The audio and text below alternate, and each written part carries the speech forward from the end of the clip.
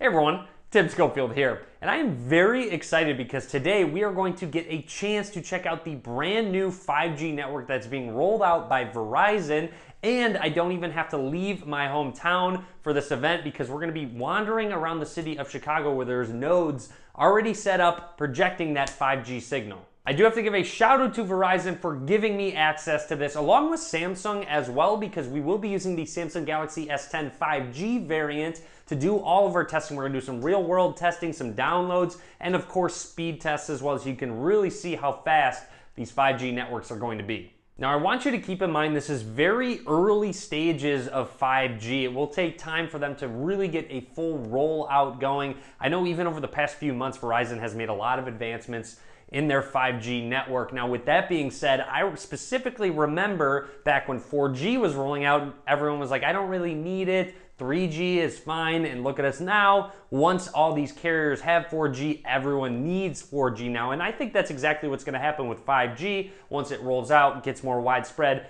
everyone's going to rely on it, especially because as apps and downloads and file sizes get larger, you will need those faster speeds. And I don't know if some of you remember this, but back when 4G rolled out, I took a road trip to Kansas City to test out some of the first towers on 4G. And this time I don't have to take a road trip. I'm just gonna go downtown Chicago and check out some of this 5G network. Let's get started.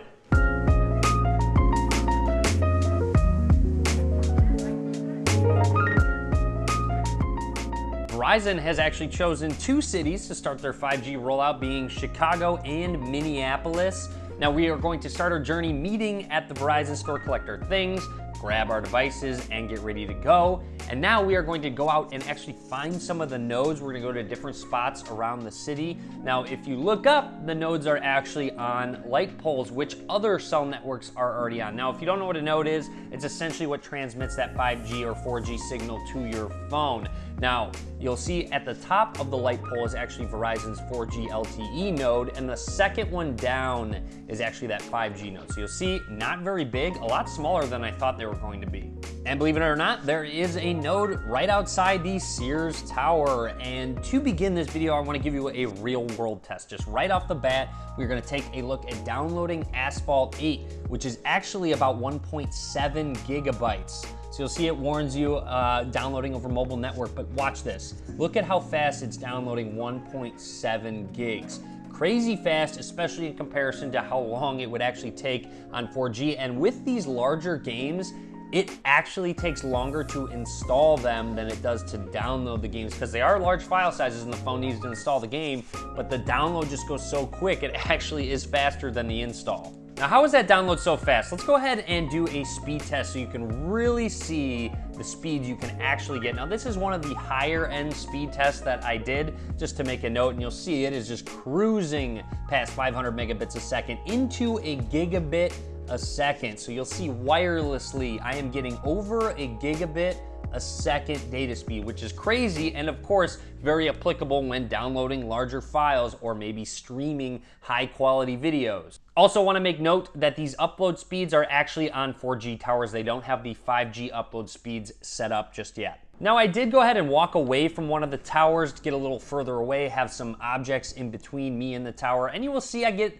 still over 500 megabits a second. So still get crazy fast speeds even when you're a little bit further away from that tower. One interesting note about the phones themselves on Verizon's 5G network is that when they aren't pulling any data and they're just sitting idly, it will show a 4G icon. And this is something I think Verizon needs to change, honestly. So what happens is once the network starts being accessed and data is getting pulled from the device, it will switch to that 5G network if it has access to a 5G network. However, I think for the consumer's point of view, I would want to know if I have access to that 5G network, because it might change my habits on my phone. If I know I need to download a big file, I might want to wait till I'm on that 5G network, and if I look at my phone, I don't want to have to, reload a web page or something to see if I have access to that 5G network. I want to know right then and there, oh, I have access to the 5G network so I can download this large file, as opposed to having to access some sort of network to see that icon change. So I think Verizon actually needs to look into this and change it so that if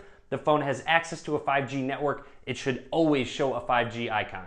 Let's go ahead and compare the two. So on the left is Verizon's 4G LTE, and on the right is Verizon's ultra-wideband 5G. So you will see a UWB icon up towards the top of these phones, and that does stand for ultra-wideband, which is just the technology Verizon is using for their 5G. And this, of course, offers a lot faster speeds and increased bandwidth. So when more people are on the network, you should get very good speeds. Now you'll see the difference there, over a gigabit and then 284 megabits a second download on 4G. So you'll see crazy faster, over double the speeds on 5G. Now this comparison is very quick. Keep an eye on the right phone, which is 5G. When I pull down that notification bar, it is already halfway done, and it's done. So that is a single episode of Breaking Bad, 200 megabytes, and then on the left side you'll see 4G LTE is just slowly chugging through that download. You could already be watching that episode if you have 5G. Now what about larger file sizes? So here's Transformers in the highest quality from Amazon Prime Video,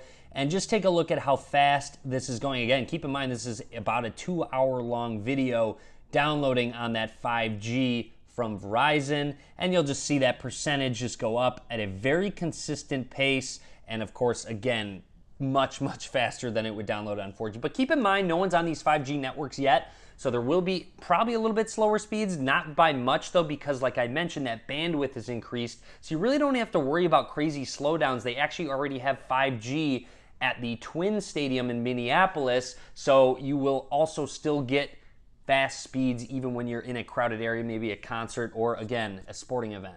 This was one of my favorite real-world tests. I actually downloaded an entire season of Veep, and it was crazy how fast it went. As you could just see, that percentage bar is just cruising. Now, this is great. Maybe if you're in a bind, you forget to download some content on your way to the airport, or if you just need something quick and you don't want to wait for it to actually download, you can get an entire season in just an insanely short amount of time. Now, one other test that I did, this is more of a real world test. So let's say you're watching one of your favorite YouTubers and you want to go ahead and download a game in the background. While that video is still playing, you'll see in the bottom right corner that video is still going.